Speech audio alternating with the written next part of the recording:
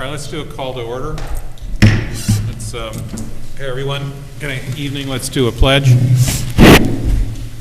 So, I pledge allegiance to the flag of the United States of America and to the republic for which it stands, one nation, indivisible, with liberty and justice for all. Thanks. If we could just do a moment of silence, we had Lee, you're... so if we could do a moment of silence. John McElduff was served 2 terms in the Beacon City Council. Well, actually, one as a commissioner of public safety in the old form of government, and then also as one of the first at-large council members in the new form of government. John passed away recently, and I just wanted to acknowledge his passing and just to note his important contributions during the period when we were starting to rethink through our Main Street, our housing policies, and our waterfront, and just to offer my condolences to his family. So if you just spend a second, thank you. Thanks. Roll call. I see 5 of us. I do not see George, and I do not see Justice. Justice said that he's out ill. Yes, and they're excused. I'm assuming George will arrive at some point. We're hoping. We'll hold it open for him. Okay, everything else we're okay. We have a community segment. Chris, do you want to introduce them? Yes, I'd be glad to. Tonight's presentation is about proposed redevelopment of Tompkins Terrace. And Molly was kind enough to make an introduction to me and Ben of Related Affordable, which is looking to redevelop the facility. We have with us tonight Justin Glanda and Zach Simmons, who are going to go through a little bit of a presentation about what they're proposing, which would, on our end, would require a new pilot agreement, and we do have a current pilot agreement. And then we'll open it up to questions from the council. So I'd invite you to...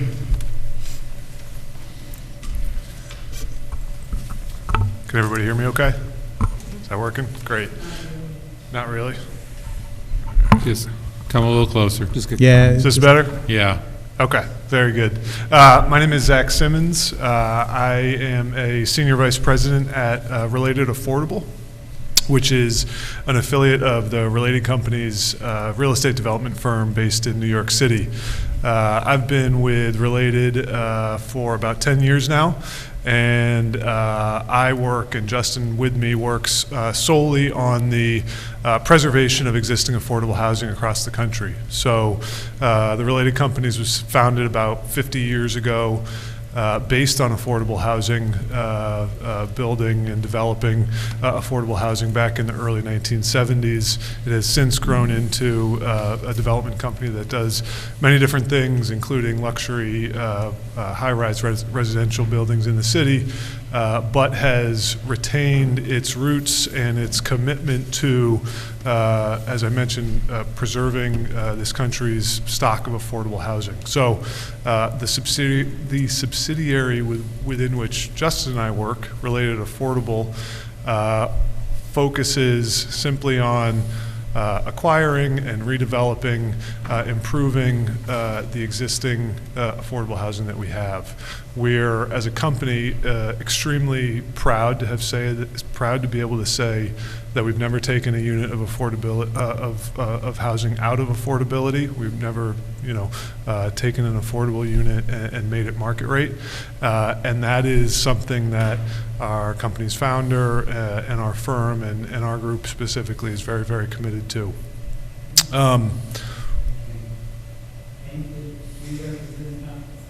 Oh, good. Well, we're really happy to have you here.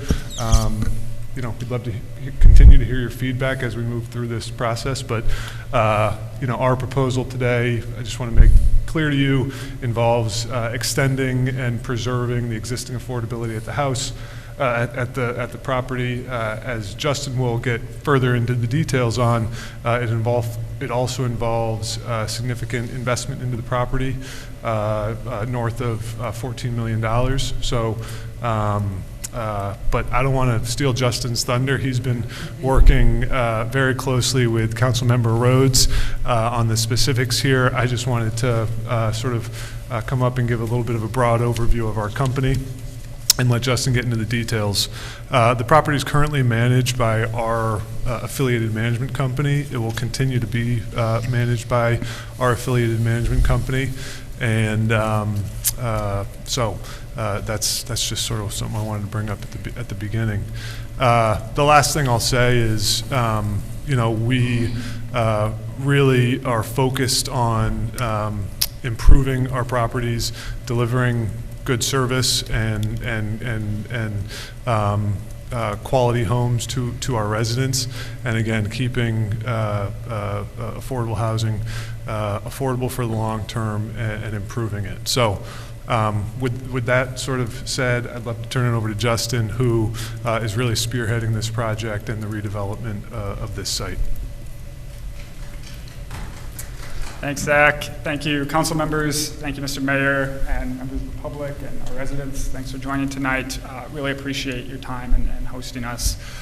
So first, I'd just like to say, as a bit of a level set as we go into this presentation, I know that pilots can sometimes be contentious topics, and people hear them and they think tax cuts or they think some kind of budget cut, and that's not what this is tonight. We have a slide on it later, which I'll talk to, but we're proposing a pilot arrangement with the City of Beacon and Dutchess County IDA that is aligned with the tax revenues, if not actually more than the existing tax revenues that come off the pilot that is in place at Tompkins Terrace as it exists right now. So I'd like to just keep that as a frame of mind reference point as we go through this, this presentation. As Zach was mentioning, so what he and I do at Related Affordable is we go out, identify, acquire, preserve, which is this notion of rehabbing and extending affordability, and then operate for the long term affordable housing projects all over the country. Wide range of subsidy programs, rental assistance, tax credits, soft funding from local governments and states. This is really our bread and butter. We buy a lot of distressed properties. We buy assets that are mismanaged, misowned, with the goal of ultimately preserving them for the long term. So the slide we're on now, property overview, is Tompkins Terrace. There's a beautiful photo right there on the right of the property, overlooking the Hudson, the bridge right there in the background. We came into control of this 4 years ago. The property was actually built 50 years ago, which aligns with the start of our company, ironically. It's 50 years old this year. But we came into controlling the property 4 years ago with the idea that we would be managing it as best we could. We stabilized the operations of the facility. We bought it from a group called Aimco. And we have been operating it since then, with our ultimate goal being one of these long-term preservations that our platform, Related Affordable, carries out very frequently at a lot of sites across New York and across the country. For those of you who are not familiar with it, this is a 193-unit property. It has studios through 4-bedroom units, so studios 1s, 2s, 3s, and 4s. It caters to a wide variety of residents in the City of Beacon. It caters to families with kids. We have lots of kids at the facility. Also a lot of seniors and elderly households for the studios and ones. We are in Ward 1, so we've been working with Ms. Rhodes very frequently. The property is actually located right next to the Edgewater Place development that's going in. It's market rate luxury housing, 246 units. It's right next door. We're watching it go up. And so this project, this complex really is a nice complement to that new development, and it's a nice complement for the overall city of Beacon. I would jump to the next slide, Ben. So this is just a nice property map. It shows the site there. Again, Edgewater is just to the south of this. We are about a half mile north of even here. It's a half mile north of the train station and ferry stop. It's an easy walk. I actually just did it earlier today. walked up to the site and then walked over here. It's very accessible. And it's right next to downtown Main Street. For those of you who haven't been to the property, who would want to see a property tour, I had a apartment.com video in here, but it's, for sake of not showing it, it's not that interesting to see, but there's a property tour video on apartments.com should you want to check it out. And Chris has some access to that as well. So jumping to the next slide. And that's in the agenda packet if anybody wants to go through it after this presentation. So as Zach and as Chris had alluded to, the site is an existing affordable housing development. We often buy some that are existing and have some kind of regulatory regime on it. We sometimes buy properties that have no regulatory regime or rental subsidy and convert it to being affordable. So this is one that has certain levels of affordability in place.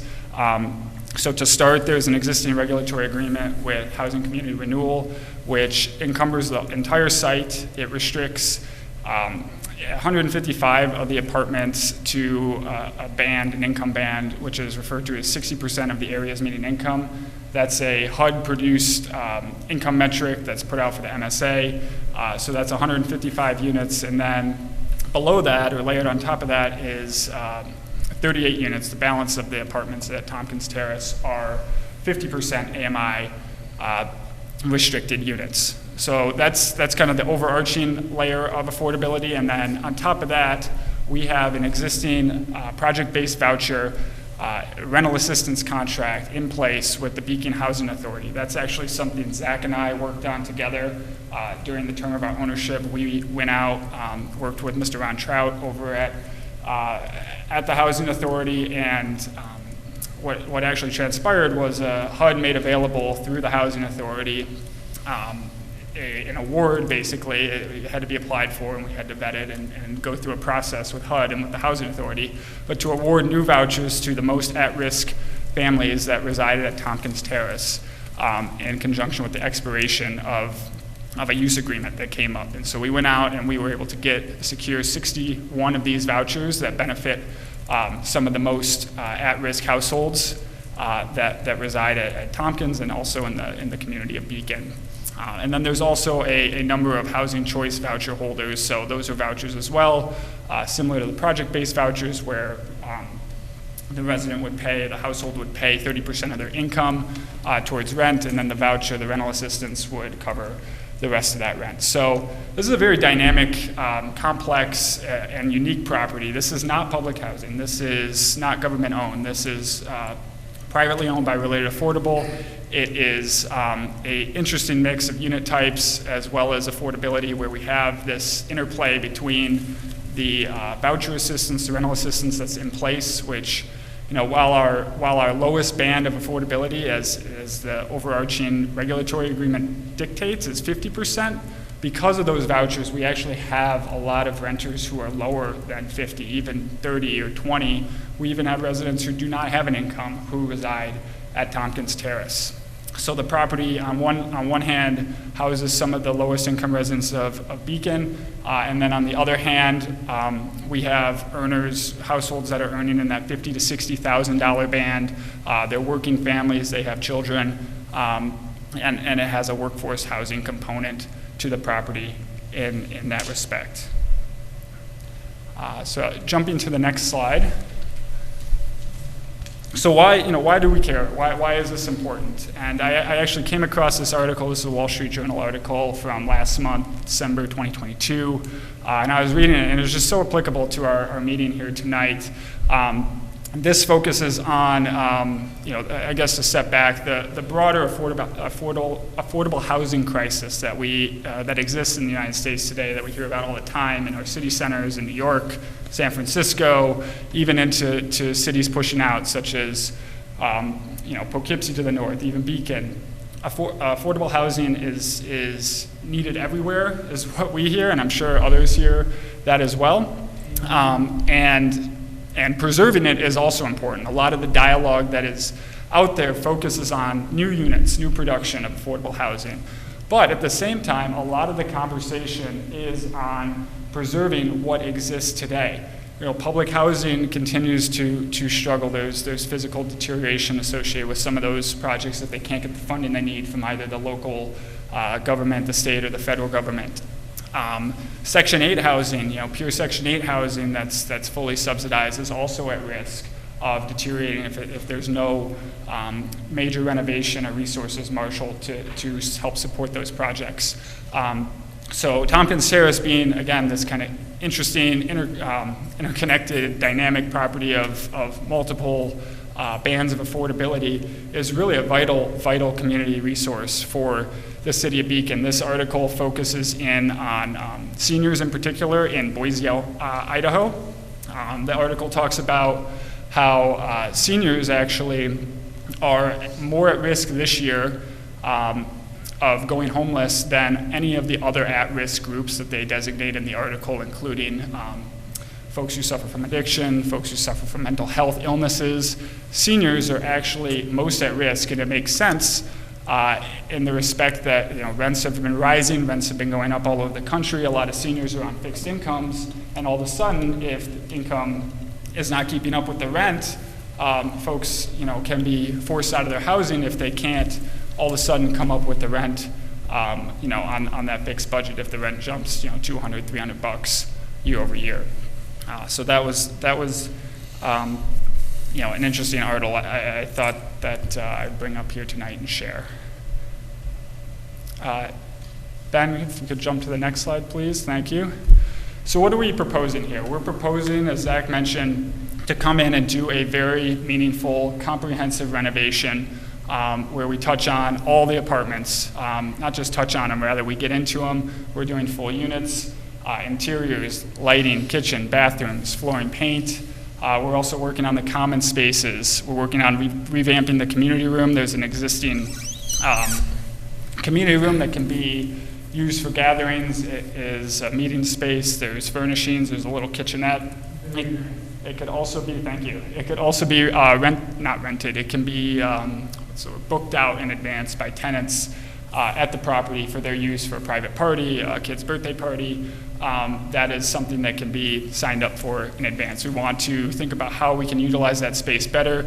We want to add some computer stations within that center for folks to get online. And one of the other things in that same respect that we'd like to do is we work with a number of internet providers across our portfolio. We'd like to bring in free internet for resident use that can be accessed basically site-wide at Tompkins Terrace in the apartments, and that helps on a number of fronts, bridging the digital divide. It helps kids in school if there's some kind of remote learning that's going on or after school activities. It also helps with adults who are looking for resume help, job opportunities, just needing to get online to do so many of the basic functions that we take for granted online. If a household can't afford that on their own, we want to provide it. We're also going to be in the units making certain ADA upgrades that are required by UFAS under the HUD guidance and the guidance for the tax credit program. So about 10 units would be upgraded to be fully ADA accessible. Again, we have a number of senior households that are at the site that could take advantage of those upgrades. I know that energy efficiency is very top of mind here, so we are doing a number of energy efficiency measures, including on the electric side.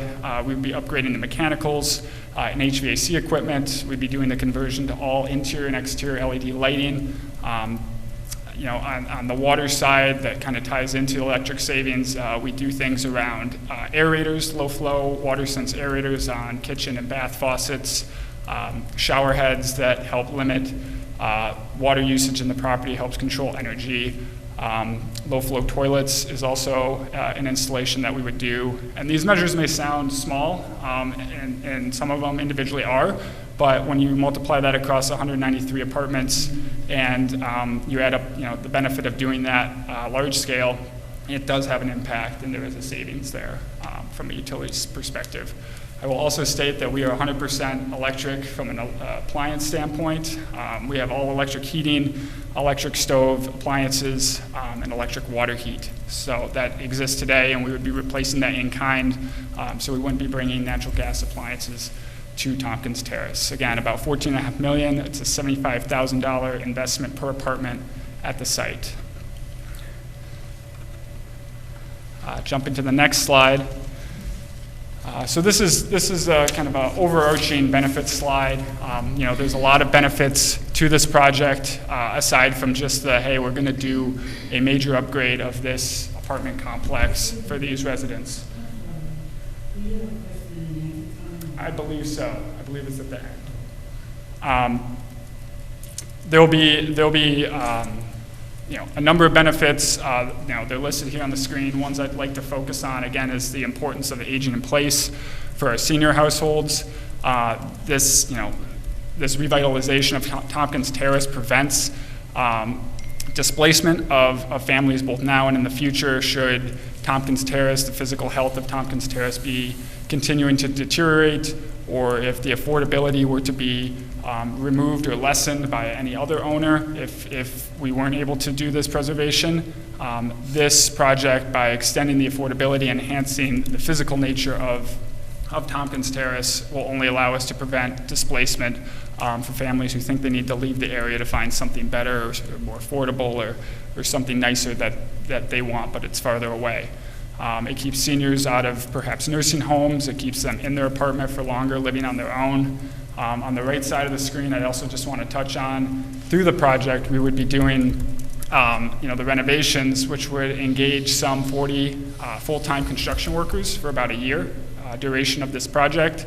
And a lot of those workers will need to be brought in from local counties. The DCIDA actually has a requirement that 80% of our workforce will be brought in from certain counties in New York State. That's the subcontractors who are working on the job physically. DCIDA comes out and does checks of where residents live. Are they coming from the proper counties? So there really is a boost from a local perspective, both spending and hiring, and those workers would be engaged on our project. Just to jump to the next slide. So how do we pull all this together? How does this come to fruition? This is really a true public-private partnership at all levels. We are working, at the federal level, we're going to be working to raise new low-income housing tax credits that will benefit the site, that allows us to raise financing. Those come from the federal government, and that would be kind of the first prong, their first support of the project from a federal level. At the state side, in order to get those tax credits, we have to raise what's called tax-exempt bonds for that particular type of tax credit program we're using. It is a requirement. So Dutchess County IDA, and Sarah Lee, I think, has been in here speaking to the group about those types of incentives, those type of award packages. Tax-exempt bonds are required. They come from the state, but they're given out at a local level. In this case, it's the Dutchess County IDA, and so we have a tentative application into them, which Sarah Lee is reviewing, and we've been in touch with her on some comments. But again, all of this is predicated on what we're able to achieve with the City of Beacon at a local level, with the City of Beacon on a restructured pilot. It's vital to the property being able to be preserved for the long term and renovated, and it's a crucial element to the financing, which I'll talk about just here in a bit in the next slide. But then the final partner also on the local level is the Beacon Housing Authority, who we've been talking to very frequently. They are involved and will be working with us to bring over that subsidy contract that we were able to award to Tompkins Terrace and make sure it stays in place for the long term, for the longest term we can do with them and HUD to benefit residents of Tompkins Terrace. So that won't go away by virtue of us doing this transaction. And just real quick on this slide, one last comment is our timing to start, depending on how quickly we can pull together and marshal the different resources, approvals, and get ready to close, would be Q2 of this year. It would take us about a year to do these improvements, a full year that is, if not a little more. So we think we could be wrapped up by summer of 2024. So to jump to the all-important pilot slide. So again, and this is a little difficult to see on the screens. I'm sure that Chris could make Ben is that. coming out to fix that. It is a little small font, so to just summarize a little bit of what it says, the pilot currently pays, that exists on the project today, it pays about $290,000 per year. And so we would be looking to increase that in the first year and set up basically a 40-year fixed-term pilot that would replace the existing pilot that's there today. The existing pilot needs to be restructured because it doesn't have enough term left on it to support a new long-term financing associated with these renovations. So again, 290 is our starting point today, and we're hoping to bump that, or we would bump that to 310 in the first year, and then it's a fixed installment pilot arrangement or tax arrangement where it would increase by an escalator every year, and it's a 40-year term. The 40 years is not arbitrary. The 40 years is the commitment that we're making, Related Affordable would be making on the new regulatory agreements and bond agreements associated with the renovation. We'd have to commit to a 40-year term for affordability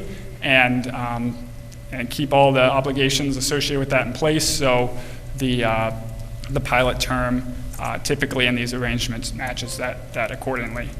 The 310 is, again, the amount that we would need to make this work. Without it, we can't make it work is the truth of it. A lot of people ask, why do you need this? Why do you need such a long-term agreement? The reality is the lender and our partners and the investor, they need stability and certainty around what the taxes are going to be for this affordable housing project for the long term. It has to be at least the duration of the credit period associated with the new credits, as well as our new debt financing, which we're not sure what the final term of that's going to be. It might be 20 years, but we might go for a longer product that's 30 or 35 years if we use a HUD FHA loan product.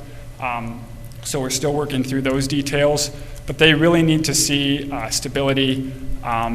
Again, this is a rent-restricted site, so what do market rate housing facilities do if the taxes all of a sudden go up year over year?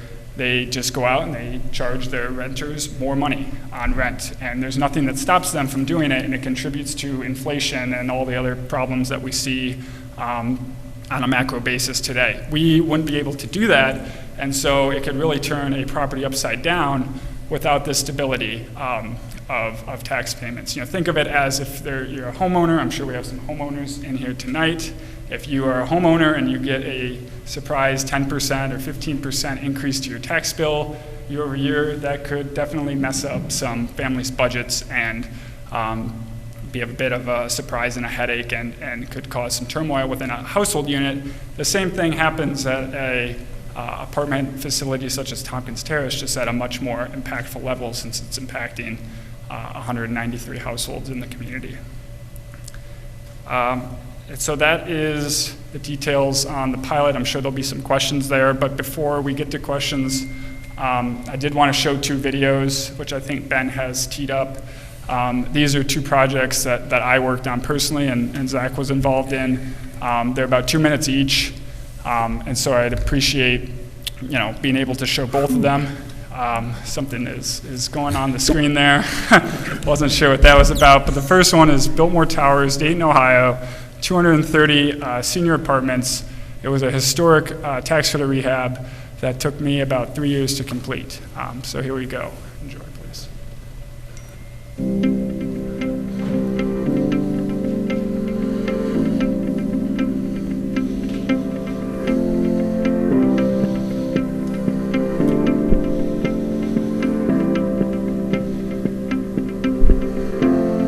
This could not have happened without Related Affordable because of their national expertise. Related Affordable has always committed to delivering long-term quality homes, and we're proud to continue their legacy as part of the history of this iconic building. Related bought the Biltmore, and they asked us, would you help us rehab it? We immediately said yes. We knew that it was something that had to be done. Related Affordable is just has a heart for preservation of properties around the country. They've done a marvelous job with this building, and we're just so thankful, again, to have them as a partner. St. Mary's has been a blessing to every project that it's undertaken. It has saved a number of historic properties and buildings. I know firsthand the focus that they have on age in place, on the residents, on making certain that there's social opportunities, that there's health opportunities, that the residents get the care and the assistance that they need. But thank all of you for what you've done, and thank all of you again for what you're going to do for Dayton. I consider the Biltmore Towers to be a saving grace.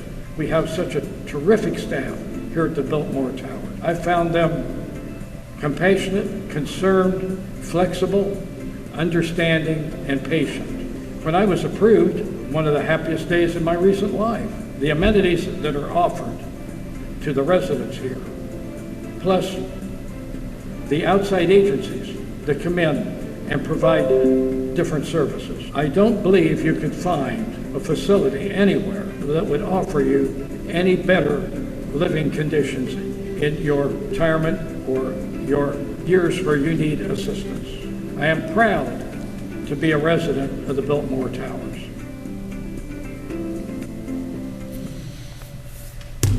So that was a 100% senior site, high-rise tower in downtown Dayton. We worked with a number of city-level partners, including St. Mary Development as our local partner, to pull that off, and it was quite the endeavor, but it was worth every bit of time that was put into it. And then there's one other video, which is a family-oriented site. It's actually one we just wrapped up this past fall. It's in Milwaukee, Wisconsin. It's called Park Club Apartments, 56 units. This is a Section 8 project-based housing facility where all the units benefit from a project-based voucher.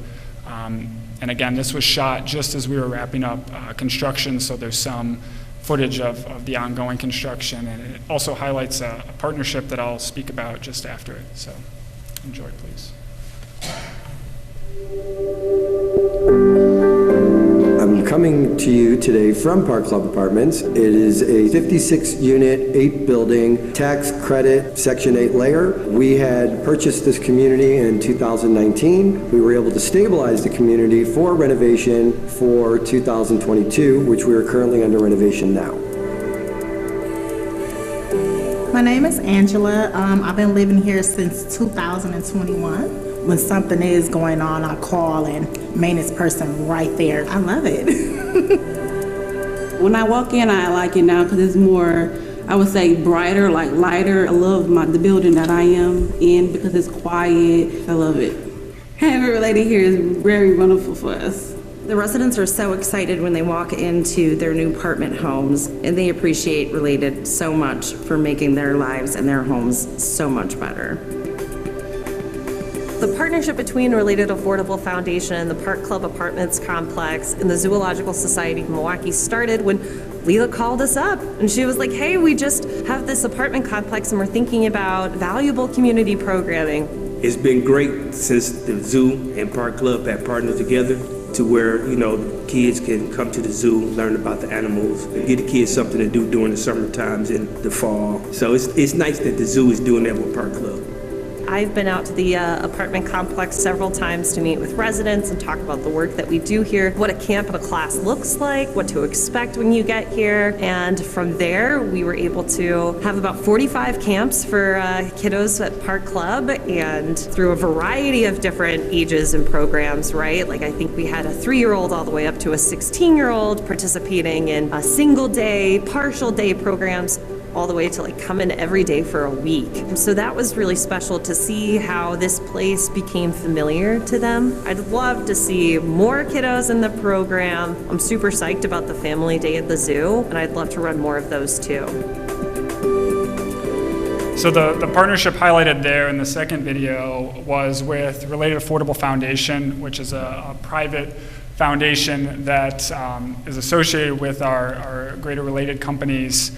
It was formed just a few years ago. It's been very active in providing services in education, health and wellness, workforce development, food security, again, at dozens of properties across the country, including Park Club and including Tompkins, which I'll touch on here in just a second. But it's run by our executive director, Leela James. They have a website. If you wanted to go on, I think, again, Chris has those details as well and can share. But they, are very active in granting awards. There's Ben, if you might have the last two slides, I'll speak to the foundation and wrap up here. And what we are asking for in this meeting and in this process as we go out to the residents at Tompkins and the stakeholders here in this room is input on what we can do. On the next slide, we have two examples. Our foundation's been active with Fairground Community Kitchen. This is a release from the desk of the mayor at the time, and we have been funding this organization locally, as well as Cap Duchess. They are food security programs, local based here in Beacon, and this came into fruition in the height of the pandemic. During COVID, when food security was a major problem across the country, the foundation stepped up and provided this funding and really helped out a number of folks, a number of households who weren't working or who lost work or were laid off in the pandemic who lived at Tompkins. So we're appreciative for their work. And with that, I'll wrap up. Thank you for everyone's time. We did invite members of Tompkins tonight, so I think they're here and they might have questions as well. So let me just ask, are you done with your kind of Yes, sir. presentation? So let me, ordinarily we wouldn't do that, but I don't see why we wouldn't in this case. Let me just offer any questions from the council first, and then I think we'll have some time for questions for people who are here. Sure. Thank you. Thank you so much for all that great information. I have a few questions. The first one is the protections for the current tenants. Can you describe a little bit about how that works? Sure. So, and you're asking, like, will there be displacement or anything like that? So there would be no permanent displacement. There would be temporary displacement for about 2 to 3 weeks while the renovations unfold. This is also a big question we get. How do we actually do this work with people living there? We do a combination of things. We utilize mainly a local hotel where we would be spending a lot on rooms. This is owner paid, developer paid. We would provide transportation to and from. A lot of folks at Beacon or at Tompkins do have cars, so they might be able to bring themselves, but we use a local option so it doesn't disrupt things like school routines, work schedules for the adults, and then call it 2 to 3 weeks with maybe a little more for the ADA conversions. They come back to their original unit, or unless there's a transfer request put into place for whatever reason, a larger unit type, a smaller unit type, we would try to accommodate those at the same time. But no permanent displacement, and again, the relocation is an owner-paid cost. Does that help? Yeah, that does help. So it sounds like the tenants are secure to continue to reside there as Absolutely. a part of how the financing structure works and your regulatory agreements as well. Absolutely. Because it's an existing affordable facility, we're maintaining and extending the affordability for 40 years. We're not proposing a more robust affordability regime. It would just match what exists today. So there isn't going to be a further restriction that would say there's someone at like a 60% bucket that can't live there anymore because it's now 40 or something like that. It would match the same as it exists. And as far as matching, the agreement with BHA, with the Beacon Housing Authority, where they are using their HUD contract for that set aside, that will also continue for 40 years? I just wasn't clear on the number of years there. You said it was dependent on HUD, I think you said. It depends on what HUD is able to allow and what Beacon Housing Authority is able to allow. And working with Mr. Trout over at BHA, I believe he'll give us, in conjunction with this, he would offer to provide for us the full term. So it was done in 2020. We're in 2023 now, so 17 years left on it.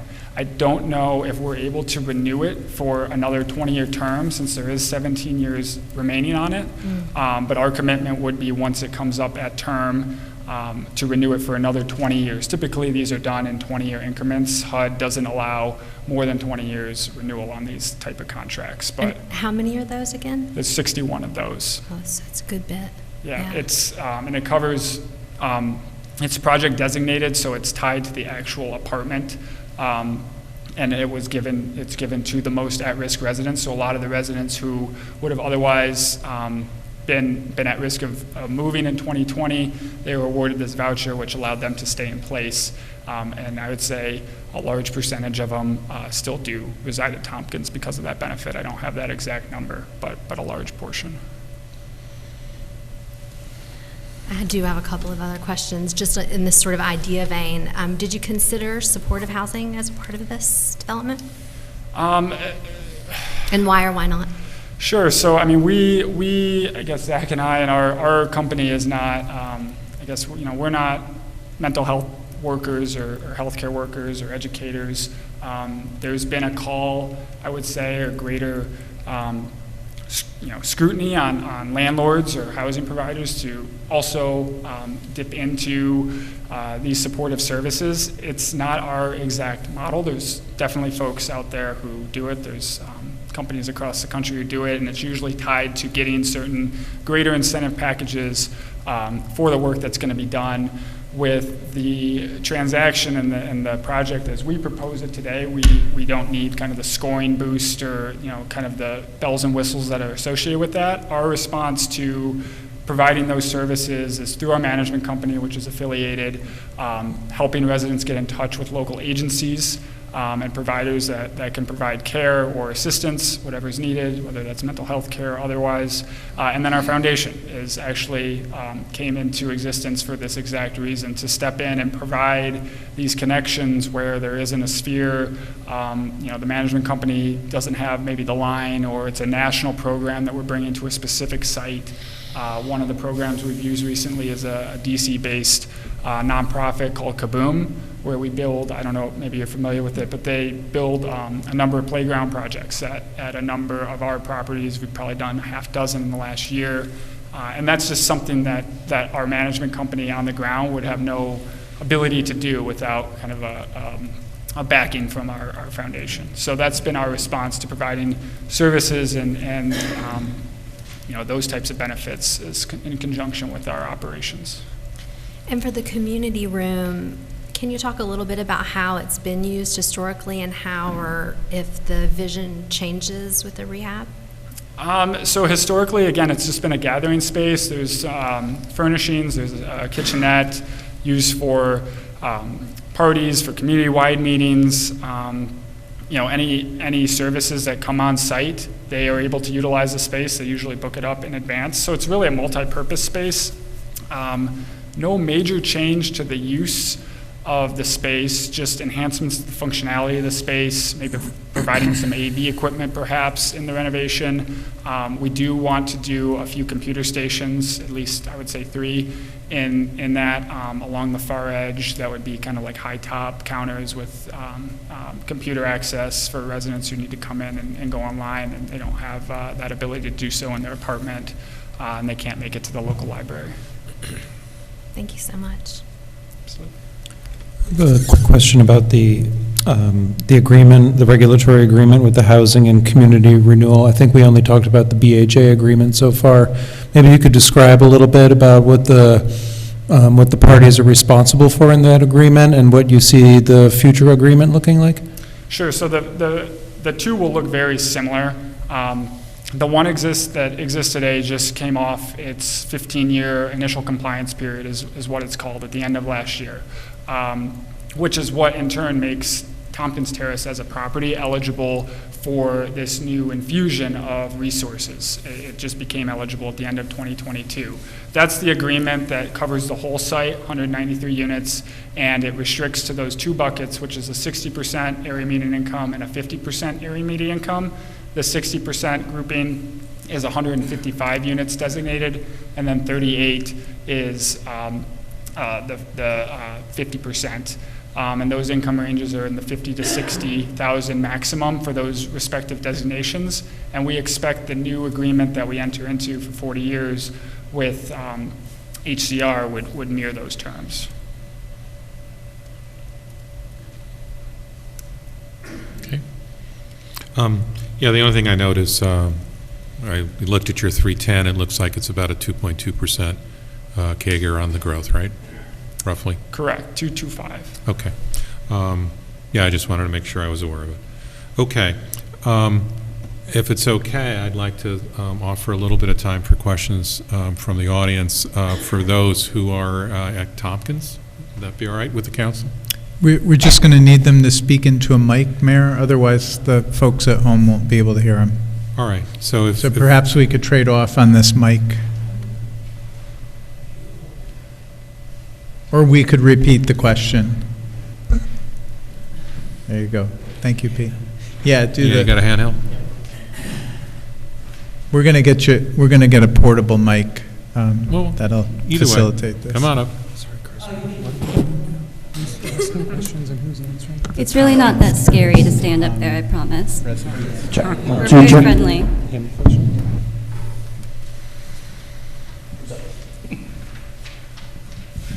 Thank you, Pete. Thank you. Hi, my name is Karen Kofer. I live at Tompkins Terrace. I've been there for, it'll be 13 years in July. I love it. You guys, kudos to you, you're doing a wonderful job. Our space is absolutely gorgeous. They keep up the property very well. My question to you is, you said there will be 10 units for senior citizens and the disabled on the ground floor, I believe you said. Will they be one bedrooms? It will be a mix of units that exist on the ground floor. It wouldn't just necessarily be one bedrooms, and the actual units themselves that will be upgraded under the UFAS guidance have not been fully selected yet. Okay, that's all. Thank you. Hi there.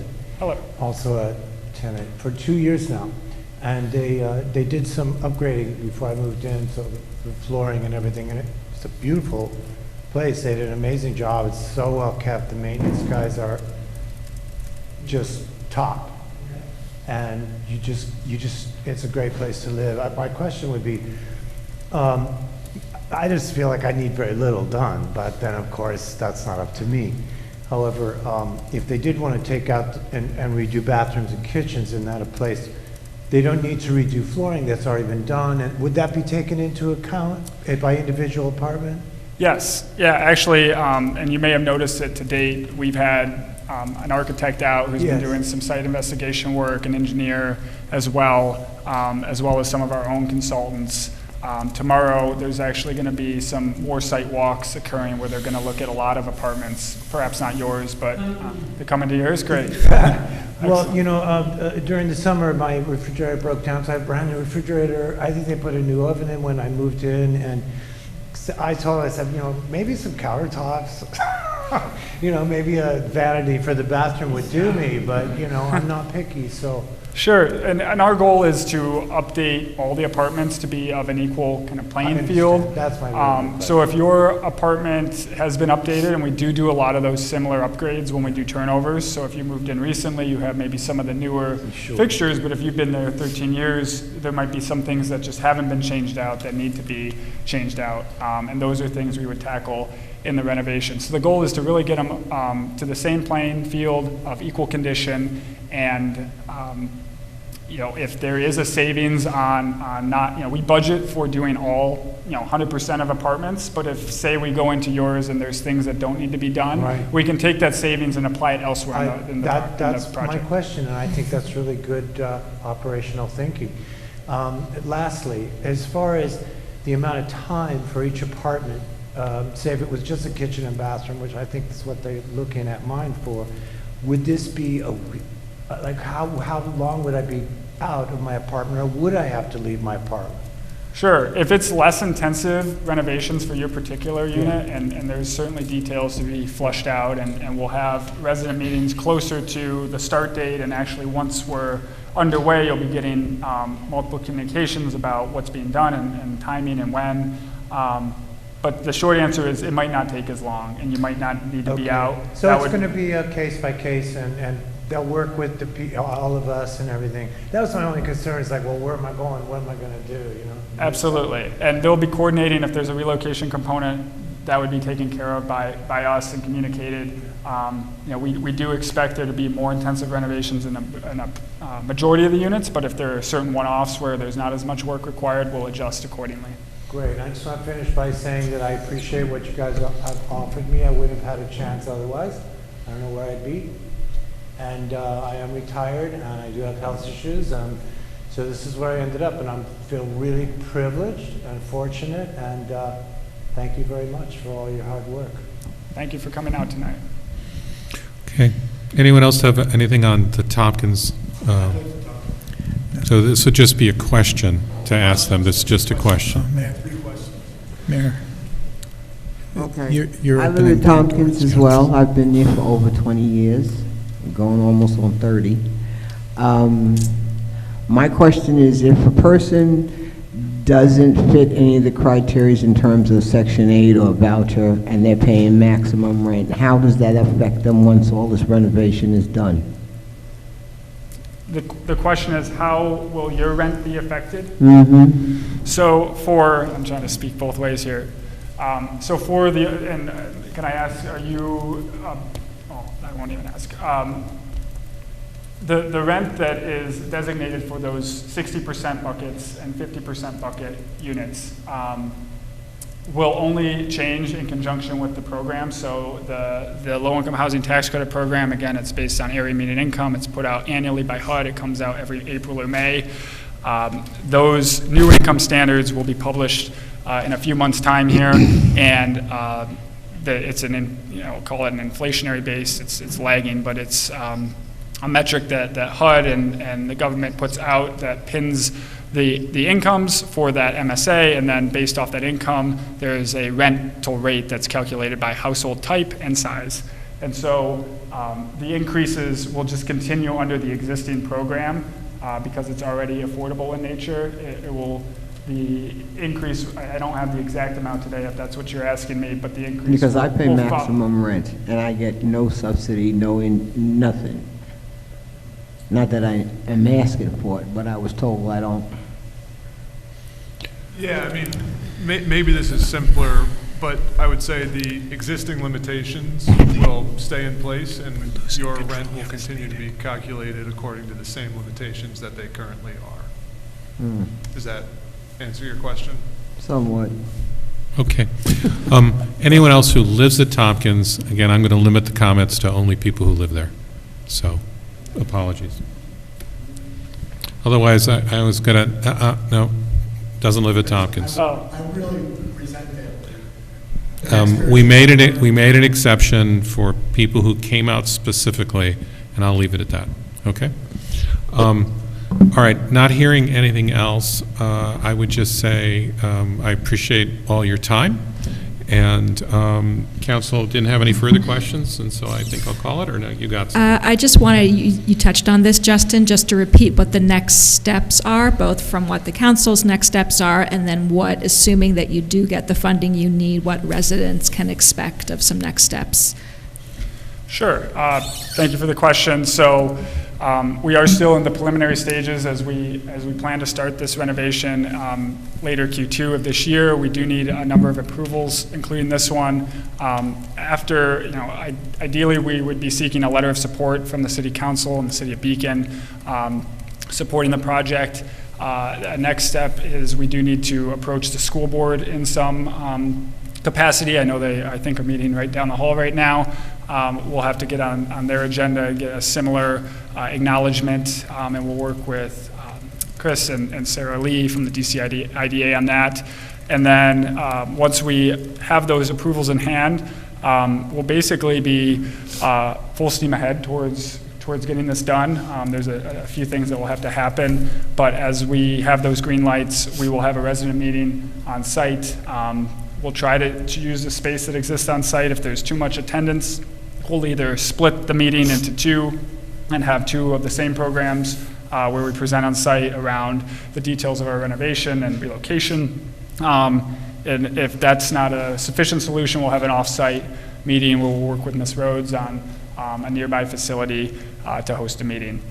So that's an initial resident meeting where we take Q&A and talk about the project, take input, and then closer to the actual kickoff, there'll be meetings held by our management company or just communications for those who can't attend, and then that communication will continue throughout the course of the entire renovation process, just updating on what work is being done. It's kind of like a newsletter. If there's a relocation component, you'll be notified 30 days in advance of what that will look like, with reminder notices at least 15 days, or 10 or 15 days, and then a few days out. All right, so what I would suggest is that we put it in a workshop and have our conversation next week. Is that all right for everyone? Yeah. Okay. Again, I appreciate your time, and I'm sure the audience does it well, so thank you. Thank you. Yep. Thank you. Okay. We got public comments. So I've got a list here, and then we'll get through this list first, and then we'll pick up anyone else here. And the only thing you can't comment on is any public hearings, which there are none, so it's all open, and you're up to 3 minutes, as you know. Is it Jesse Van Amber? Thank you. Hi, good evening. My name is Jessie Van Amberg, and I'm a proud resident of Ward 4. I'm here tonight to reiterate my support of the proposed legislation that will ban gas hookups in new construction in Beacon. I think that Beacon and the surrounding Hudson Valley is one of the most beautiful places on earth, but it's not beautiful just due to sheer luck of nature, but because local communities have taken action to clean up the river and say no to polluting industries setting up shop in our backyards.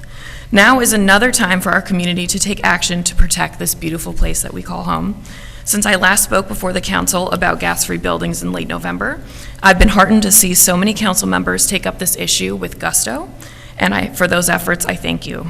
We've also seen the conversation over the dangers of natural gas go national just this week, with new studies coming out linking indoor gas stoves to 12.7% of all childhood asthma cases in the United States, and another study that found even when turned off, gas stoves emit cancer-causing benzene and can create pollution indoors equivalent to that of cigarette smoke.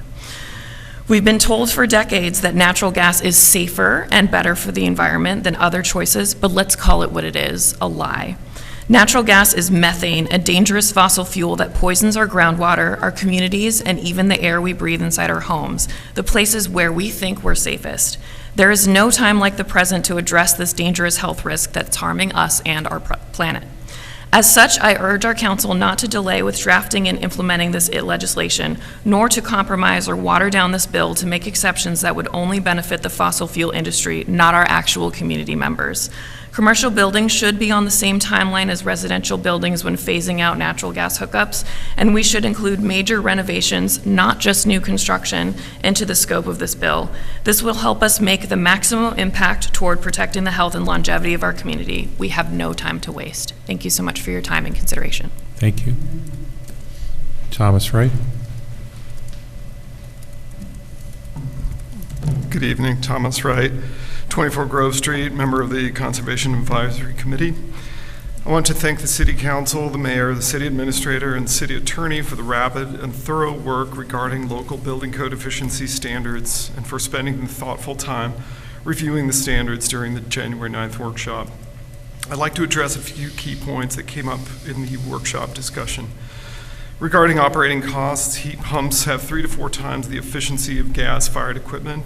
An October 2022 study shows that on average, residents of New York State will reap over $900 in savings annually by switching to cold climate air-sourced heat pumps. As for technology, it is absolutely there for all but the most difficult to decarbonize industries. Restaurants get a lot of attention, but are not difficult to decarbonize. The reality is that the equipment is available and many restaurants are making the change. Resistance is based more on inertia of the industry than technology. The technology question was also posed relative to larger buildings. Please know that it is very possible to do large multifamily all-electric. Beacon Hip is reportedly all-electric. There are many examples of all-electric multifamily buildings in New York City. Regarding renovations, the legislation should certainly include them. The gut renovation triggers seems to make sense, but please consider also any renovation that includes the replacement of equipment for space and hot water heating. As for a start date, if there is a delay between residential and commercial start dates, please keep the delay as short as possible. Following the state's lead is not necessarily logical, since the state has far more complex, not to mention political realities. Progress at the municipal level will bolster the efforts at the state level. There was some talk of incentives, but not enough. Particularly relevant to renovations, there are not only NYSERDA incentives, but Inflation Reduction Act incentives, which make a huge difference with upfront costs. On a personal note, I own and operate a 55,000 square foot commercial building in Newburgh. It is a 100-year-old 3-story masonry building with more windows than masonry in the historic district.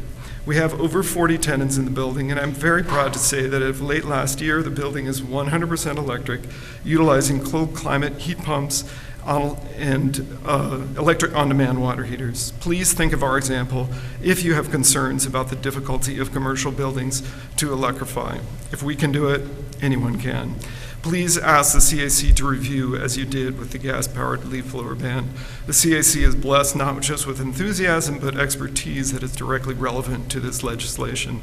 Lastly, I implore you to change the conceptual framing around the legislation. 15 seconds. Please resist adopting regulation mindset, which has the connotation of punitive, restrictive limits. Think of this as setting the highest standards, as building codes do, which will result in better quality buildings, improved health for the people who live and work in them, and lower operating costs for the owners and tenants. Thank you. Thank you. Lori, Dick?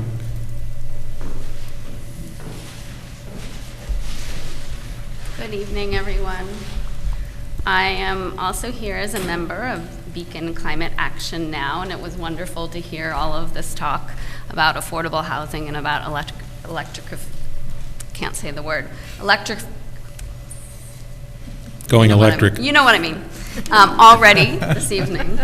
And I'm here to urge you to pass the most robust version of the gas ban possible for all new construction, residential, mixed use, and commercial. I think we all know that the survival of our planet, at least with humans on it, demands that we act swiftly in any way that's within our power. You probably all heard the news recently about a few beloved longtime Beacon businesses on Eliza Street, including Roma Nova, that will be forced to shut down due to an increase in their rents upon sale of the building. This news reminded me that private property owners, as a rule, will sell their properties at the highest price that the market will allow. And buyers will typically charge the highest rents the market will allow. In a capitalist system, our options for combating those market forces are limited, though I certainly invite creative solutions. My point is that Beacon is a hot market. It has been for a few years and clearly continues to be. And we would be foolish not to take advantage of this fact by placing some requirements on those who seek to make money off of our hot market. Requirements that are consistent with our values as a community, like mandates for affordable units, something we need to do more of, and environmental sustainability. Beacon is in high demand, and we have the opportunity to make sure that the companies that build here do not lock those buildings into fossil fuel use for decades to come, simply because a gas range in a residential or commercial kitchen may make that unit more sellable at a higher price. Thank you. Thank you. Vikas Ashoka.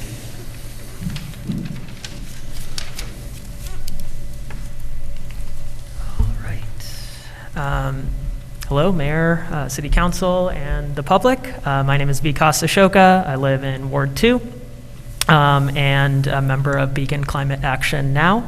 I'm here today to remind us all that this is just the latest environmental justice fight to switch buildings from gas to electric.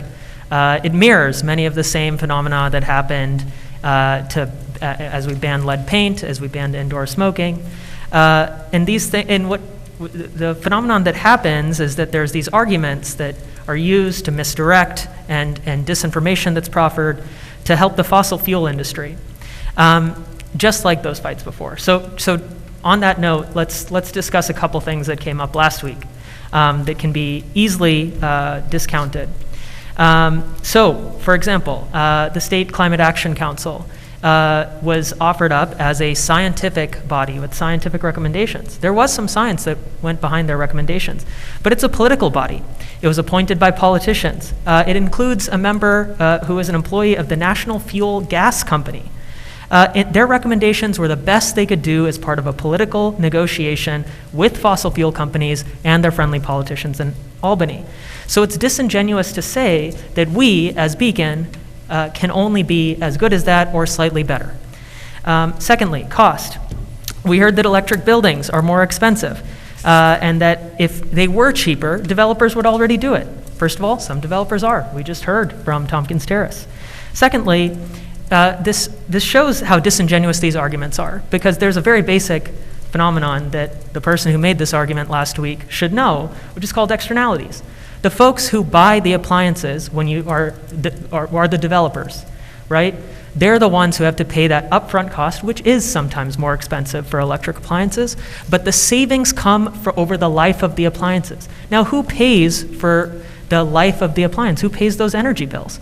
That's your renters, that's your middle-class homeowners who are residents of Beacon.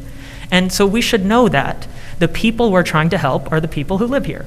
And so, anyway, so I just wanted to say, like, there will undoubtedly be more arguments that come up that support the fossil fuel industry, so let's focus on what's important, right? Let's focus on the fact that gas indoors causes childhood asthma, emits cancer-causing chemicals, and worsen our city's air quality.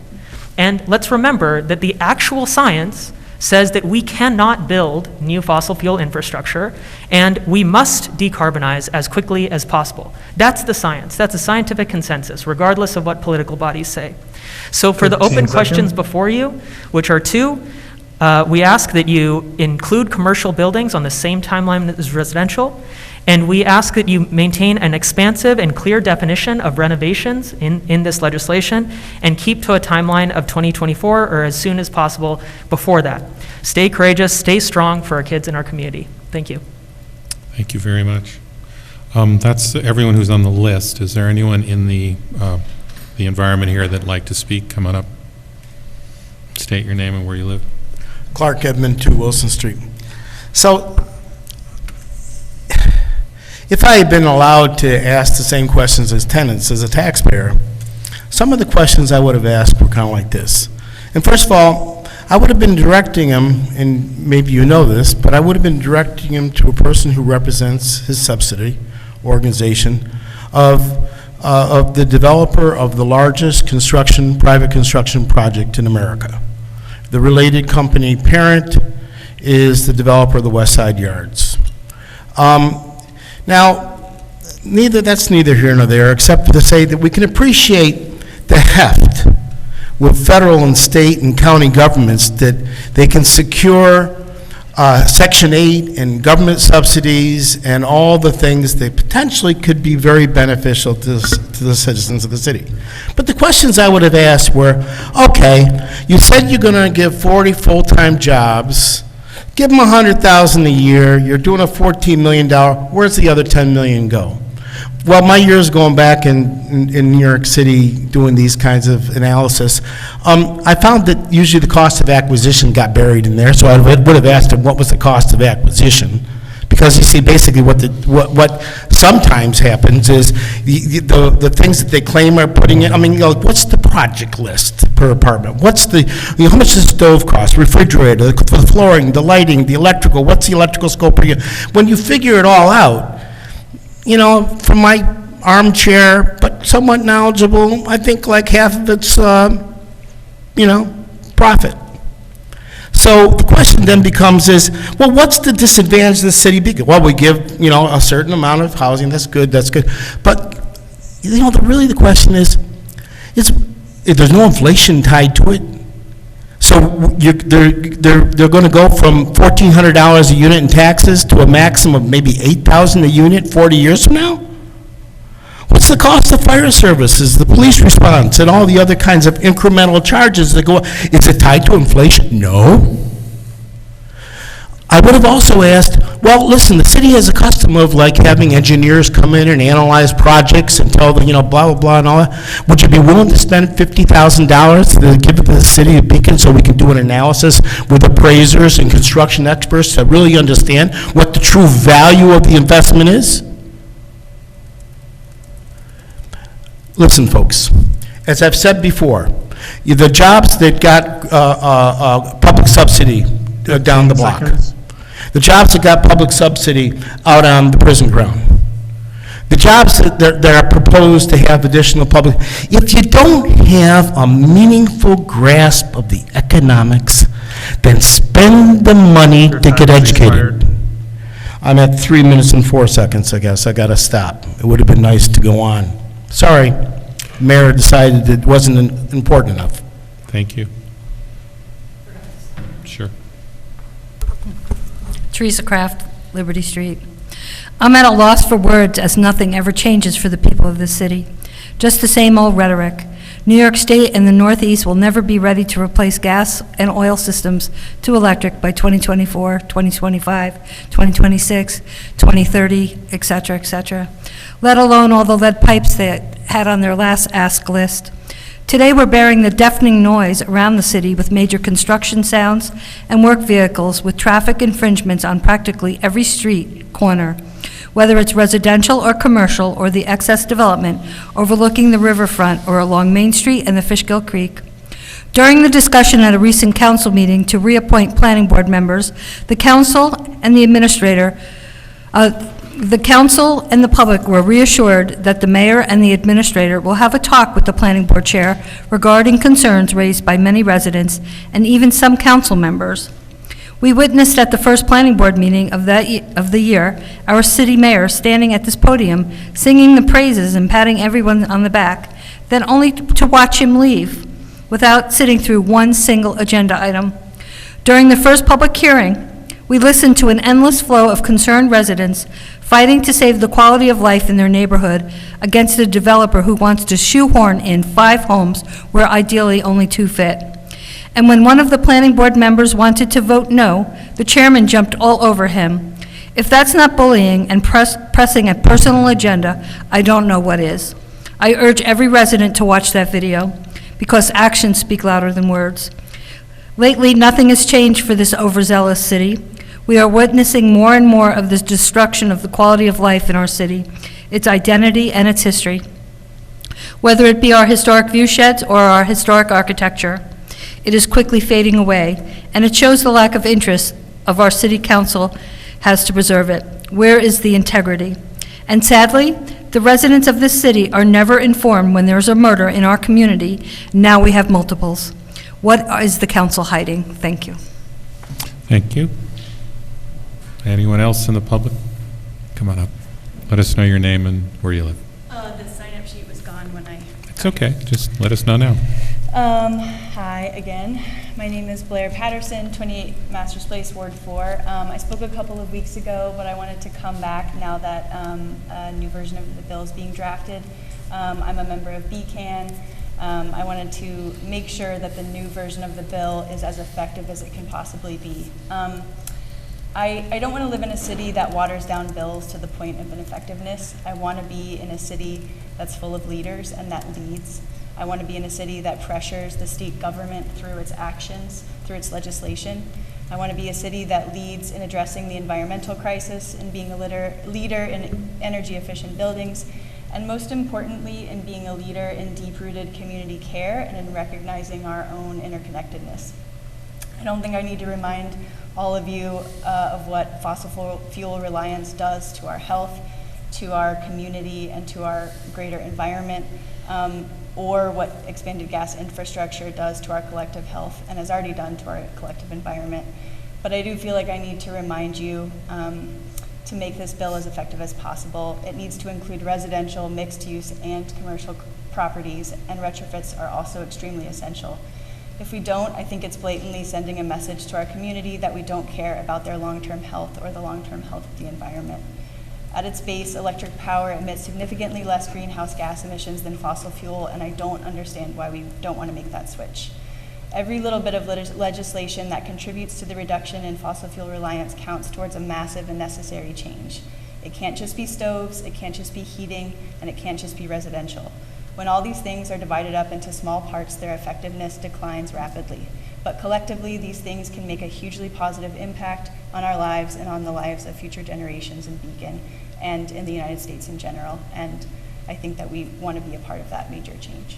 Thank you. Thank you so much. Sure, come on up. Tell us your name and where you live. Bill Irwin, I live on South Avenue. I'm in Dan's district.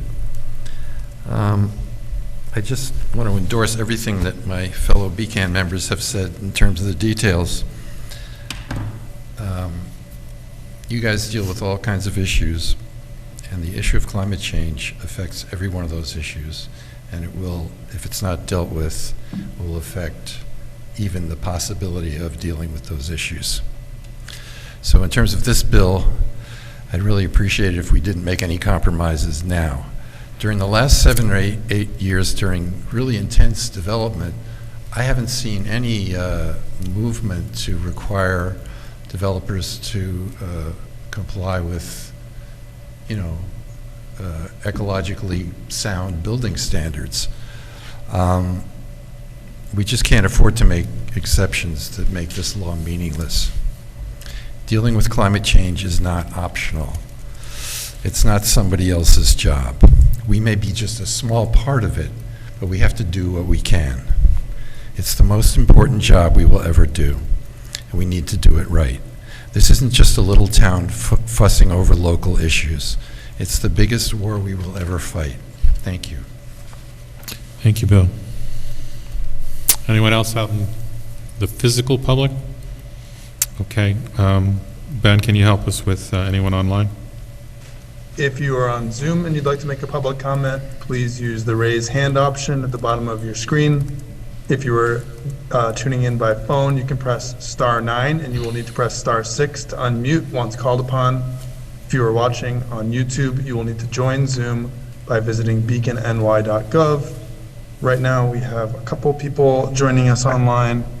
We do have a hand raised by Arthur Kamens. Arthur, you do have permission to talk now.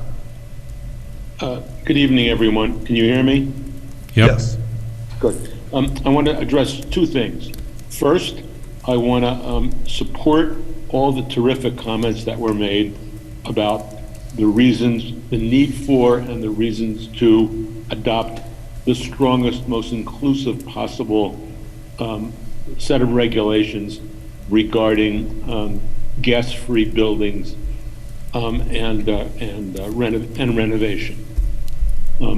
This is the sort of thing where it seems like there are all the reasons to do it and no reasons not to do it. And so I see no reason why the council shouldn't move forward with all due speed to approve the proposed legislation. Secondly, I'm pleased to hear that Tompkins Terrace is being renovated and upgraded and maintained as an affordable housing unit. Yet, the need for affordable housing in Beacon goes far beyond those units that we already have. And so one of the things that happened, as you all know recently, was the arson of a building that was arguably affordable to people, and it was being renovated in ways, I gather, that would make it no longer so, and people were being evicted. And I understand that at some point, from the news that I had read, there were renovations going on there that were stopped by the city. I think it would behoove the city to share whatever information led up to the circumstances of people being evicted, whether those evictions were legal and followed the law, and why construction started and why it was stopped. So I think the council needs to turn its attention to increasing the supply of affordable housing in Beacon and making sure that those units that exist get maintained as such. Thank you. Thank you.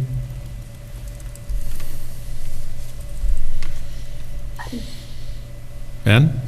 We have no further hands raised on Zoom. Oh, we have one hand that just went up, and that is for Michael Eaton. Michael, you have permission. Can you hear me?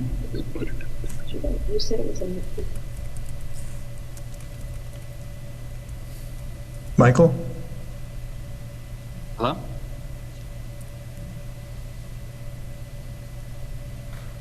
All right, we can hear you, but you're very quiet. Is this any better? Yes. Okay. Hello, my name is Michael Eaton from Rock Tavern. I am a member of Beacon Climate Action Now and a prospective resident of Beacon. I'm here today to support the legislation banning gas in all new construction. Every day that buildings are continued to be constructed with the use of gas is another housing area that harms the life around it and the generations of residents to come. That is not something to be proud of, and I think Beacon is a city that has so much potential. This is a crucial time for you as City Council to place Beacon at the forefront of climate justice policy by reflecting the urgency of the climate crisis in your decisions. It is your duty as public servants to center the health of your citizens and local environment, which at this point requires bold legislation. We need gas banned in new construction now without a long list of exceptions that would make it far less effective. I'm imploring you to ensure that this bill is as great as it can be in our transition away from gas, which, to support its intent, needs to include residential, mixed use, and commercial properties along the same timeline, as well as full retrofits in the ban. Thank you for your time. Thank you.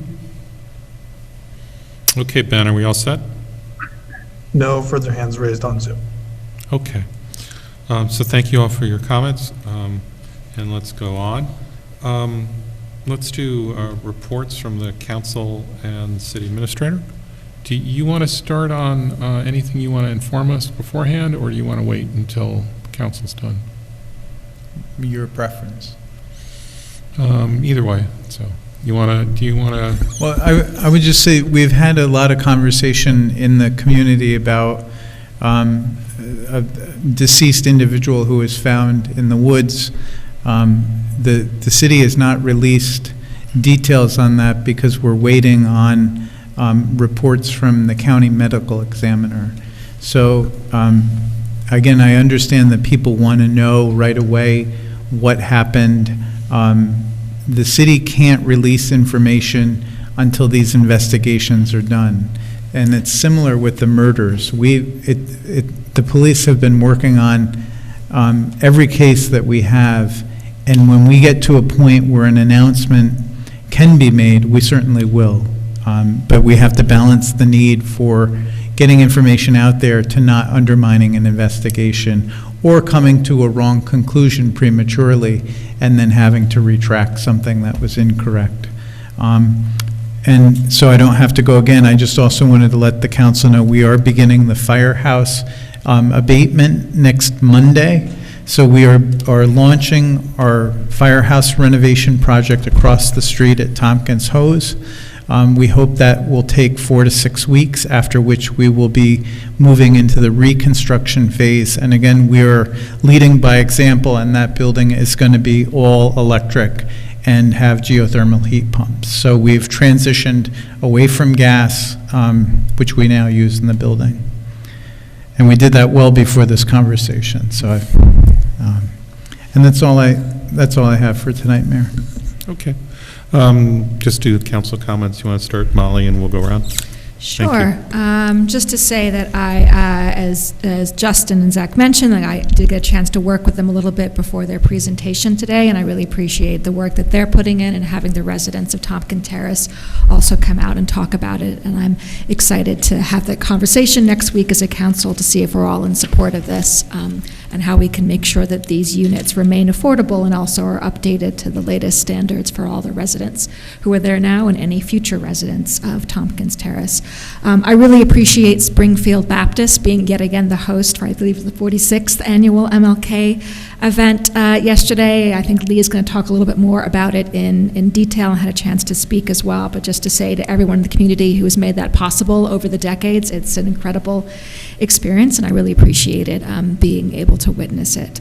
And just lastly, a couple of agenda items. I would love a chance to get just an update on when we can expect to hear about the Police Advisory Committee. I believe Ben was working on it, so just to see where we stand with that, if we can expect that anytime soon. And then also at our beginning of our year last year, we were able to talk about our priorities for the years. That would be great if we could get that on the agenda, if not for this month, then for the next month, just kind of talk about some of the things that we want to take on, knowing we have such amazing projects like the firehouse that Chris already mentioned, and also the Teller reconstruction, which will begin as well, and how we fit everything else in. And that is it from me. Okay.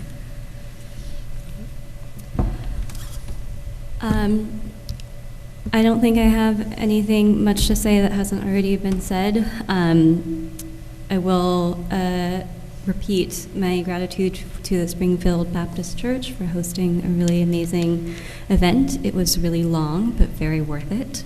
And thank you to everybody who has been making comments. I appreciate hearing everyone's different opinions. And I'm going to leave it at that for now. Thank you.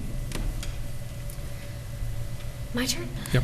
I've had a few folks reaching out about Central Hudson issues, and I know this comes up again and again. So I just, wanted to remind everyone that Central Hudson is being investigated. And so if you're having an issue, please make your complaint known through, help me out here, folks. Public Service Commission. Yes, thank you. I'm going to give you that information. Why don't you go, Dan, and I'll have it by then. Okay? Deal? I'm going to go very slowly to the microphone. Yes, thank you. You need a second? Yeah, because there's a bunch of them. They're in like. Why don't you go ahead and we'll come All back. right. Don't worry. Okay. Just two things for me. Firstly, a reminder that for Ward 4, I host office hours on the third Sunday of every month. Thanks for the great conversations we had on Sunday, and I'll have office hours again on February 19th from 10 to 12 at Trax Coffee House. I just also wanted to raise the idea of having a public discussion, since we're talking about Central Hudson and electric bills, that maybe we could talk a little bit about CCA and as compared to the local generation CDG model, just to have a point of comparison and a public discussion. Sometimes when the CCA program came or went or something happened to it, people didn't have enough information, they got upset, and so the more information I think we have before the public would be the better. Thanks. Okay, great. You, Bren? Oh, yeah, please. It's dps.ny.gov/complaints. It's on the New York State website under Public Service. Thank you. Okay. A couple of things. So, one, I did attend the planning board for about an hour last week, which is their first meeting of the year. I will also attend the zoning board meeting tomorrow night, which will be their first meeting of the year. There's new members. I actually said three things. One is I thanked our volunteers profusely, since those are all volunteer positions. I also encouraged our professionals to assist both the public and the board in helping get their way through what can sometimes be contentious issues. And then finally, I also encouraged and said, look, a lot of the role here is to listen to the public, and you just need to do your absolute best to always hear them out and to encourage that opportunity to speak. Those are the three areas that I discussed. I also stuck around for the first half hour, which was the training session, and also encouraged them to split out the training sessions, label them separately as to what part of the training program is being done, and then put that on our website. So I think that's going to be done. It makes Depends on whether Pete can pull it off, but I think he said that he could. It's in process. The other thing that I heard during that training session is that in their rules, because they went through what their rules of their board was, is that for the record, when someone votes against a project, they ask why the reason for that no vote so that they can record it. And it apparently assists for either litigation reasons or others, but that's in their rules. And so I just noted those things. I wanted to point them out. I will do the same for zoning board. Tomorrow we have one new member and we have a new chair since the chair of the zoning board came over to the planning board. Then the other thing is I've got also attended the Springfield Baptist MLK event. This was a return to the lyrical parade that we do around Springfield Baptist. I don't know whether to call it a parade or a march, but there were a lot of friends there and who hadn't seen each other in a long time. And so it was really a pleasure. I got in a bunch of hugs and some good singing. And then in Springfield Baptist, again, it was nice to be there again. It is a long service. I give credit to Paloma. I think you were there the entire time. I did duck out at one point. And we had more parish pastors and reverends than I could count. It was very inclusive in terms of where they could get people from. So I was just very pleased and thankful to be able to see old friends in a non-COVID arrangement and to be able to honor Martin Luther King Jr. I'll also do the next item, which is a proclamation, which is a proclamation in honor of Martin Luther King Jr. Day. And I'll read most of it. Whereas more than 5 decades after his assassination, Dr. Martin Luther King Jr. continues to serve our nation as a powerful example and inspiration in the ongoing struggle for racial equality and justice. And whereas Dr. King led and helped to organize a historic civil rights movement which catalyzed significant improvements in how Black Americans were treated throughout our nation. And whereas in 1983, Martin Luther King Jr. Day was legally established as a federal holiday by an act of Congress. And whereas recognizing and commemorating his important day reminds us of the courage and hard work of Dr. King and of countless others who persevered to eliminate the continued racial inequalities endured by Black Americans, as well as by other groups who have suffered discrimination and injustice. And whereas Martin Luther King Jr. Day has come to represent a national day of service, an opportunity for all of us to renew our commitment towards achieving Dr. King's vision. And whereas on this day we continue to draw inspiration from Dr. King's statement, which reminds us, quote, "Make a career of humanity, commit yourself to the noble struggle for equal rights. You will make a better person of yourself, a greater nation of your country, and a finer world to live in," unquote. Therefore, be it resolved that I, Mayor Lee Kyriakou, do hereby proclaim January 16th, 2023 to be Martin Luther King Jr. Day in the city of Beacon, and I encourage our residents to reflect upon the tremendous contributions to our nation by Dr. King and to continue working to ensure that Dr. King's vision of equality and justice are realized for all Americans. And I signed it just before that date. I'll only add that a lot of the topics discussed were about service, and a lot of the reminders that the importance of the Civil Rights Act of 1964 and the Voting Rights Act of 1965 are surprisingly still, in some ways, in question. And I would just encourage us all to figure out how we continue to participate both in the electoral process and in the process of, to quote President Obama, of making ours a more perfect union. And that's all I got. So thank you for bearing with me, and then let's do local laws and resolutions, okay? And Mayor, I was informed by Pete that the videos are now going up on the planning board website. So the first training is already up, and from here forward, they will be posted, and at some point, we're going to try to go back and do 2022. So. Did he do that because he knew we were just about to vote on his contract? Oh, look at that. I don't have any comment on that. All right. Pete's around the corner if you want to ask him. So the first item is just resolution number 1 for 2023. Isn't that something?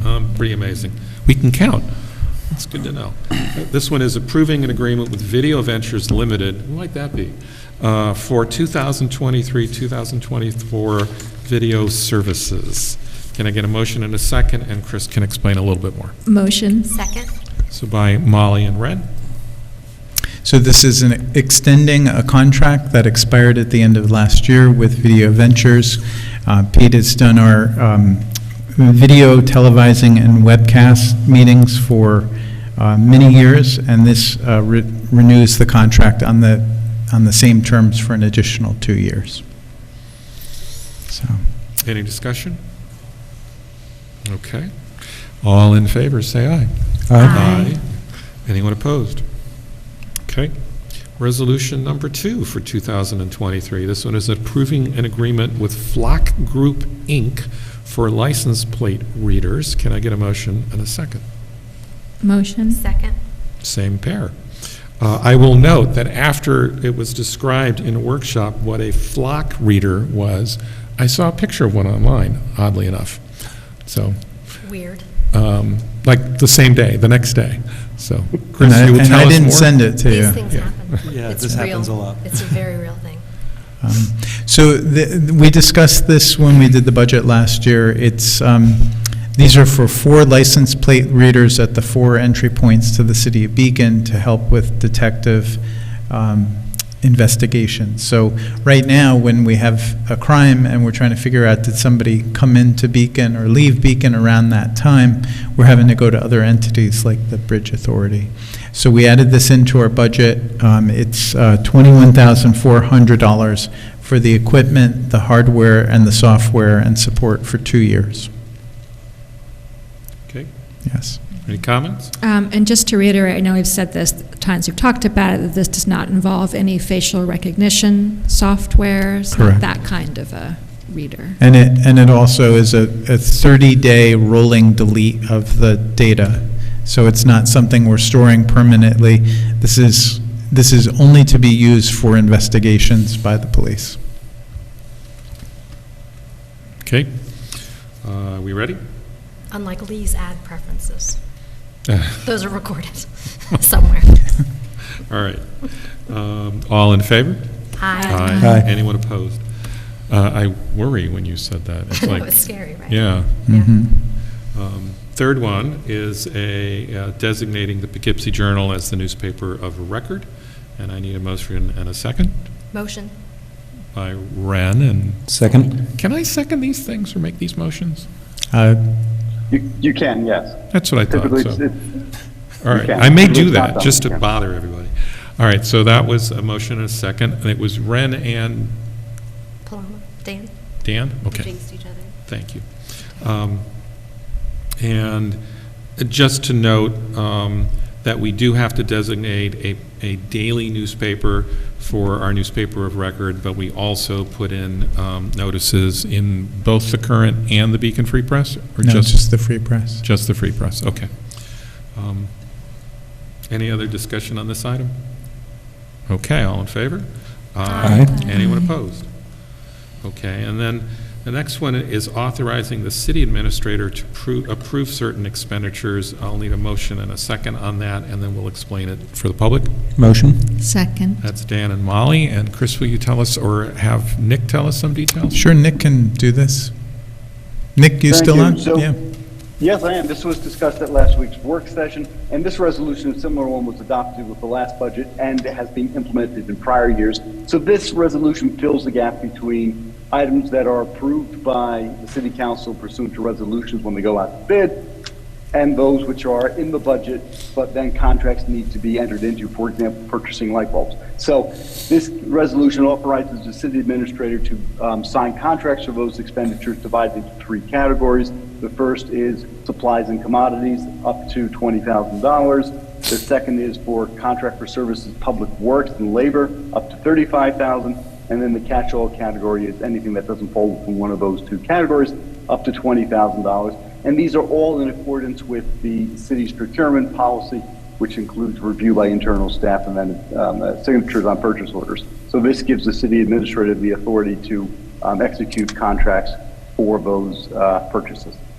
And we included this authorization in the 2022 budget, but then omitted it in 2023. So we realized that when I went to sign a contract, and I didn't have the authorization to do it. Okay. We discussed this in workshop. Any further questions? I think that was a pretty decent explanation for the public. All right. All in favor? Aye. Anyone opposed?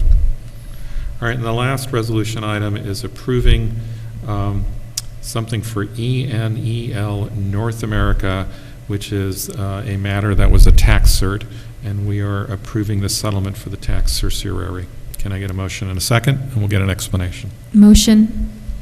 So Second. I'm going to second it. That'll be yeah. fun. Go Is that second it. okay? Yeah, do it. All right. So Molly and Lee. And I'm going to check that in the minutes next week, that'll give us something to or do. 2 weeks from now. And Nick, will you give us a basic explanation of this matter and the settlement proposal for the tax cert? Yeah, yes, this is a resolution to approve a settlement with the tax certiorari, commonly referred to as the tax cert, which is when a property owner challenges their tax assessment. This particular property is located at 10 Front Street. The property is used as a hydroelectric facility. In New York State, utilities such as this are actually appraised by the New York State Office of Real Property Services, and the city is then bases its assessment on that appraisal. The property owner challenged that appraisal, put forth evidence that suggested that the New York State's appraisal did not include the appropriate information. There were settlement conferences with the judge. The assessment was at $780,000. The property owner was seeking a significant reduction below $500,000, and a revised assessment of $625,000 was agreed upon after settlement conferences with the judge, for a reduction of $155,000 in the assessed value for 2021 and 2022, which results in a tax refund of $3,171.86 by the city, and then county refund of $1,100, school of $5,750, and the library of $100. Okay. Any questions, comments? Pretty quiet. Okay, all in favor? Aye. Anyone opposed? And then to close out the minutes for 2022, we need a motion and a second to approve the minutes of December 19th. Molly looks like she has one, but I didn't find any. Is that a motion? Motion. Okay. Second. There But no, we I go. didn't find anything either. That was Paloma and Molly. And we're debating whether we found anything in the minutes, and the answer is nope. Okay. Sorry to disappoint everyone. We'll start hiding a little nugget in each one. Give us Easter eggs. Okay. Yeah. Okay. So all in favor? Aye. Anyone opposed? All right. So this is the second opportunity for public comment. If you did not comment in the first one and like to make a comment, this is a second opportunity, up to 3 minutes. I don't see anyone in the physical audience who is still here that has not made a comment already. Anyone in the virtual space, Ben? We do still have an attendee, but no hands raised at this point. Okay. And then I'll entertain a motion to adjourn.